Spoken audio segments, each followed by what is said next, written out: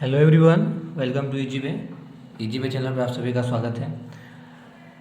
आज हम लोग पढ़ेंगे केमिकल बॉन्डिंग यानी कि रासायनिक बंधन। आप लोग जानते हैं ये लूसेंट केमिस्ट्री का तीसरा क्लास है।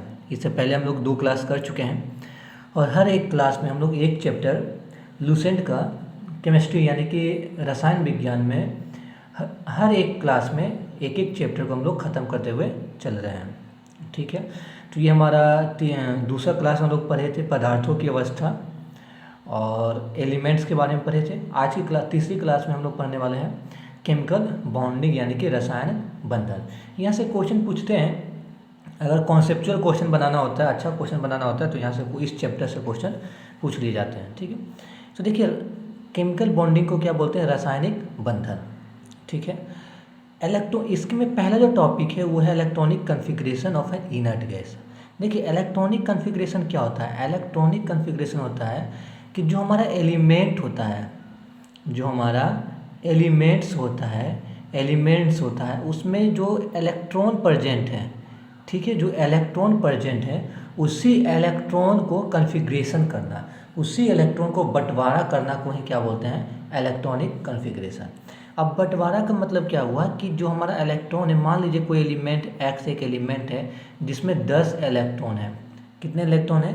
10 इलेक्ट्रॉन। तो पहले सेल में 2 इलेक्ट्रॉन रहेंगे, दूसरे में 8 इलेक्ट्रॉन रहेंगे। कहने का ये सेल क्या है, ये समझ सकते हैं कि एक तरह का घर है इलेक्ट्रॉन की रहने के लिए। ठीक है, तो 8 इलेक्ट्रॉन आपके पास है, उसमें 2 पहले घर में दे दिए और दूसरे घर में 8 दे दिए। 10 इलेक्ट्रॉन आपके पास है तो पहले घर में कितने इलेक्ट्रॉन दे दिए? 2 और दूसरे घर में दे दिए 8 इलेक्ट्रॉन। इसी तरह से इलेक्ट्रॉन को बंटवारा को ही क्या बोलते हैं? Electronic configuration. ठीक है, तो सबसे पहले हम लोग पढ़ने वाले हैं electronic configuration of inert gas. Inert gas को कहते हैं अक्रिय गैस। उसका क्या हिंदी में क्या बोलते हैं? अक्रिय गैस, जो किसी से रिएक्शन नहीं करे, उसको क्या बोलते हैं? इनर्ट गैस है। जैसे जितने भी ग्रुप 18 आप लोग को पीरियोडिक टेबल पढ़ाएंगे, जितने भी ग्रुप 18 का एलिमेंट होते हैं वो सारे क्या होते हैं? हमारा इनर्ट गैस होते हैं। यहाँ पे लिखे हुए हैं प्राकृतिक में पाए जाने वाले अक्रिय गैसों की संख्या 6 है। यानी कि हमारे प्राकृतिक में, नेचर में टोटल 8 इनर्ट गैस पाए जाते हैं। कौन कौन से 8 इनर्ट गैस पाए जाते हैं? वो है हमारा हीलियम पहले, इसका एटॉमिक नंबर होता है 2। नियॉन वो हमारा दूसरा, इसका एटॉमिक नंबर होता है 10। Argon atomic number 18। Krypton atomic number 36। ठीक है, इसी तरह से क्या होता है? एटॉमिक नंबर इसका इंक्रीज करता रहता है। तो चौथा जो हमारा गैस है वो क्रिप्टन है, पांचवा हमारा जेनॉन है और छठा हमारा रेडॉन है। ठीक है, तो इसी तरह से आपका प्राकृतिक में पाए जाने वाले 6 अक्रिय गैसों की संख्या है।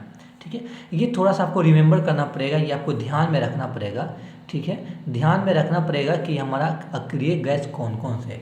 यहाँ से क्वेश्चन किस तरह से पूछते हैं एग्जामिनेशन में, कम्पिटिटिव एग्जाम में पूछेंगे विच ऑफ, इनमें से कौन से अक्रिय गैस नहीं है, इनमें से कौन से अक्रिय गैस नहीं है। ऑप्शन पहला आपको दे देगा सोडियम Na, दूसरा ऑप्शन आपको दे देगा Mg, तीसरा ऑप्शन आपको दे देगा हाइड्रोजन, चौथा ऑप्शन आपको दे देगा हीलियम।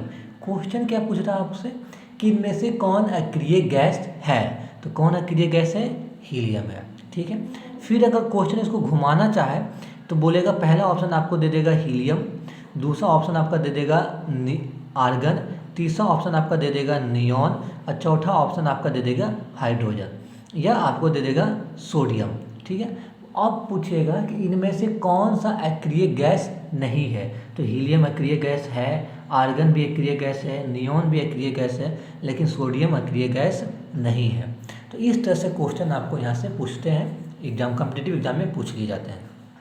ठीक है, तो यहाँ पे ध्यान रखने वाली बात यह है कि प्राकृतिक में सबसे पहले तो यह कि, और ये भी क्वेश्चन पूछ सकता है कि प्राकृतिक में कितने अक्रिय गैस पाए जाते हैं, तो कितने पाए जाते हैं? 6, टोटल 6 अक्रिय गैस पाए जाते हैं जिनका नाम है helium, neon, argon, krypton, xenon, radon.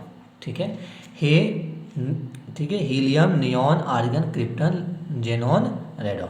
ठीक है, अब हम देखिए हीलियम को अगला जो इम्पोर्टेंट पॉइंट है जहाँ से क्वेश्चन पूछते हैं, हीलियम को छोड़ करके सभी अक्रिय गैसों के परमाणुओं की वहनतम कक्षा में 8 इलेक्ट्रॉन का समूह शब्दीकृत। ये कह रहा है कि देखिए हीलियम का एटॉमिक नंबर 2 होता है, तो इसके आउटर मोस्ट ऑर्बिट में यानी कि बाहरतम कक्षा में कितने इलेक्ट्रॉन है? 2 इलेक्ट्रॉन। नियोन का एटॉमिक नंबर 10, तो कैसे रहेगा? 2 8। इसके आउटर मोस्ट ऑर्बिट में यानी कि बाहरतम कक्षा में कितने इलेक्ट्रॉन है? 8। तो हीलियम को छोड़ करके जितने भी गैस है, neon, argon, krypton, xenon, radon, सभी के सभी गैसों के बाहरतम कक्षा में कितने इलेक्ट्रॉन पाए जाते हैं? 8। ठीक है। दूसरा पॉइंट, इंपॉर्टेंट पॉइंट कर रहा है कि 8 इलेक्ट्रॉन के समूह को क्या बोलते हैं? अष्टक बोलते हैं, ऑक्टेट बोलते हैं। ठीक है। यहाँ से भी क्वेश्चन बनते हैं। क्या क्वेश्चन बनेंगे कि ऑक्टेट में कितने इलेक्ट्रॉन के समूह पाए जाते हैं?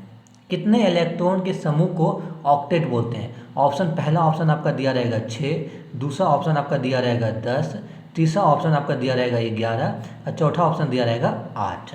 तो बहुत बच्चे 10 पे क्लिक कर देंगे अगर जिनको नहीं पता है तो, लेकिन 10 नहीं होगा। सही आंसर क्या होगा हमारा? 8। ठीक है।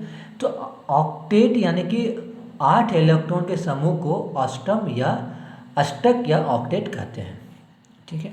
अगला जो इम्पोर्टेंट पॉइंट है जहाँ से क्वेश्चन बनते हैं, इनके परमाणु और अणु एक समान होते हैं, अर्थात अक्रिय गैस के अणु एक परमाणु यानी कि मोनो एटॉमिक होते हैं।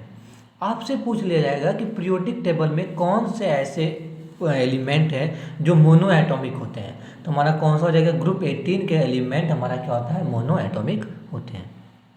ठीक है। आगे हम लोग बढ़ते हैं। अगला जो टॉपिक है वो हमारा है process of completion of octet, यानी कि अष्टक पूरा करने का क्या प्रक्रिया है? अष्टक पूरा करने का, किसी भी एलिमेंट को अष्टक अगर पूरा करना है तो उसका क्या प्रक्रिया है? क्या प्रक्रिया, क्या प्रोसेस है अष्टक पूरा करने का किसी भी एलिमेंट का? ठीक है। तो 3 प्रक्रिया, टोटल कितने प्रोसेस है? 3 प्रोसेस है। 3 प्रोसेस, 3 प्रक्रिया, 3 टाइप से कोई भी एलिमेंट अपना ऑक्टेट पूरा कर सकता है। पहला है किसी दूसरे परमाणु को अपना एक या अधिक इलेक्ट्रॉन का त्याग करना, यानी कि कोई एक एलिमेंट है, जैसे एलिमेंट एक है मैग्नीशियम। मैग्नीशियम का एटॉमिक नंबर होता है 12, इसका कॉन्फ़िगरेशन होगा 2 8 2। तो और एक एलिमेंट हमारा है सल्फर। सल्फर का एटॉमिक नंबर होता है 16, इसका हो जाएगा 2 8 6। तो देखिए इसके पास 2 इलेक्ट्रॉन है, इसको जरूरत 8 इलेक्ट्रॉन पूरा करने के लिए कितने इलेक्ट्रॉन की जरूरत है? 8, 2 इलेक्ट्रॉन को। तो ये अपना 2 इलेक्ट्रॉन, मैग्नीशियम अपना 2 इलेक्ट्रॉन किसको दे देगा? सल्फर को दे देगा। तो सल्फर का ऑक्टेट में क्या हो जाएगा? 2 8 8 हो जाएगा, यानी कि सल्फर का ऑक्टेट अष्टक पूरा हो जाएगा। तो 2 इलेक्ट्रॉन को त्याग करके, 1 या 2 इलेक्ट्रॉन को त्याग करके किसी दूसरे एलिमेंट को, परमाणु को, उसके ऑक्टेट को या अष्टक को पूरा कर सकते हैं। ये आपका पहला प्रोसेस रहा, आपको एग्जांपल से हम समझाने की कोशिश किए और मैं आशा करता हूँ कि आपको समझ में आ गया होगा। रिपीट कर दे रहे हैं क्या कि मैग्नीशियम के पास 12 इलेक्ट्रॉन है, इसका कॉन्फ़िगरेशन यानी कि उसका बंटवारा कैसे किया? 2 8 2। पहले घर में 2, दूसरे घर में 8, तीसरे घर में 2। तो ये 2 इलेक्ट्रॉन लेकर के ये इस घर में स्टेबल नहीं है, खुश नहीं है, तो ये अपना 2 इलेक्ट्रॉन किसको दे देगा? सल्फर को। क्यों? क्योंकि उसको ज़रूरत भी है, क्योंकि उसके पास 6 इलेक्ट्रॉन है, 2 उसको मिल जाएगा तो उसका ऑक्टेट अष्टक पूरा हो जाएगा। तो मैग्नीशियम अपना 2 इलेक्ट्रॉन दे करके सल्फर का ऑक्टेट पूरा कर रहा है, अष्टक पूरा कर रहा है। ठीक है। तो ये रहा आपका पहला प्रक्रिया अष्टक, किसी भी एलिमेंट को अष्टक पूरा करने का। दूसरा प्रक्रिया देखते हैं। दूसरा प्रक्रिया है किसी दूसरे परमाणु से एक या अधिक इलेक्ट्रॉन को प्राप्त करना। ठीक है, हुई बात है कि किसी दूसरे परमाणु से क्या करना? इलेक्ट्रॉन प्राप्त करना। कितने? 1 या 1 से अधिक। ठीक है। तीसरा प्रक्रिया है किसी दूसरे परमाणु के साथ 1 या 1 अधिक इलेक्ट्रॉन का साझा करना। साझा करने का मतलब कि हम तुमको भी दे, जैसे देखिए कार्बन है, कार्बन का एटॉमिक नंबर 6, हाइड्रोजन 1। कार्बन का कॉन्फ़िगरेशन करेंगे तो 2 4। ठीक है, इसको 4 इलेक्ट्रॉन की ज़रूरत है। कितने इलेक्ट्रॉन की ज़रूरत है? 4, ऑक्टेट पूरा अष्टक होने के लिए। और हाइड्रोजन को भी स्टेबल होने के लिए कितना? 1 इलेक्ट्रॉन की ज़रूरत है। तो अपना एक एक इलेक्ट्रॉन को क्या करेगा? कार्बन साझा करेगा। किसके साथ? हाइड्रोजन के साथ। और क्या बना लेगा? CH4 बना लेगा। क्या बना लेगा? CH4 बना लेगा। और इसमें देखिए कार्बन का भी अष्टक पूरा हो गया और हाइड्रोजन का भी 2 इलेक्ट्रॉन मिल गया। ठीक है। इसके बाद हम लोग एक छोटा सा टॉपिक है वो पढ़ेंगे आयंस। आयंस क्या होता है? आयंस और कितने प्रकार के होते हैं? आयन 2 प्रकार के होते हैं, कैटायन और एनायन, यानी कि धनायन और ऋणायन। ठीक है। धनायन यानी कि कैटायन कब बनता है, जिस आयन पर धन आवेश पॉजिटिव चार्ज होते हैं। अगर किसी एलिमेंट पे पॉजिटिव चार्ज है उसको हम लोग क्या बोलेंगे, कैटायन बोलेंगे। उसको हम लोग क्या बोलेंगे, कैटायन बोलेंगे। और हिंदी में क्या बोलेंगे, धनायन बोलेंगे। क्या बोलेंगे, धनायन। ठीक है। जैसे Na+, Mg+2, Al+3 कितना चार्ज है, +3 चार्ज है, +2 चार्ज है, +1 चार्ज है। तो ये और सब क्या है, कैटायन है। अब हम लोग देखेंगे ऋणायन यानी कि एनायन। जिस आयन पर ऋण आवेश होता है उससे ऋणायन करते हैं। यानी कि जैसे हो गया Cl-, क्लोरीन पे कैसा चार्ज है, माइनस चार्ज है। कार्बन पे कैसा चार्ज है, -2 चार्ज है। सल्फर पे कैसा चार्ज है, -2 चार्ज है। तो ये सबको क्या बोलेंगे, एनायन बोलेंगे। क्या बोलेंगे, एनायन बोलेंगे। अगर किसी एलिमेंट पे प्लस चार्ज रहेगा, अगर किसी एलिमेंट पे प्लस चार्ज रहेगा तो उसको कैटायन बोलेंगे यानी कि धनायन। और किसी एलिमेंट पे अगर जो माइनस चार्ज रहेगा तो उसको क्या बोलेंगे, एनायन बोलेंगे। ठीक है, यानी कि ऋणायन बोलेंगे। ठीक है। तो इस क्लास में, आज की क्लास में हम लोग लूसेंट की 3rd चैप्टर, ठीक है, रसायन विज्ञान में लूसेंट के 3rd चैप्टर रासायनिक बंधन और केमिकल बॉन्डिंग को पढ़ें, अच्छे से समझने की कोशिश किए। और मैं आशा करता हूँ, मुझे विश्वास है कि अगर इससे कोई जितना अभी तक हम लोग पढ़े हैं उससे अगर जो क्वेश्चन आएगा कॉम्पिटिटिव एग्जाम में तो आपसे छूटेगा नहीं। ठीक है। मिलते हैं फिर नेक्स्ट क्लास में। तब तक स्वस्थ रहिए, पढ़ाई करते रहिए और अपनी लाइफ में आगे बढ़ते रहिए।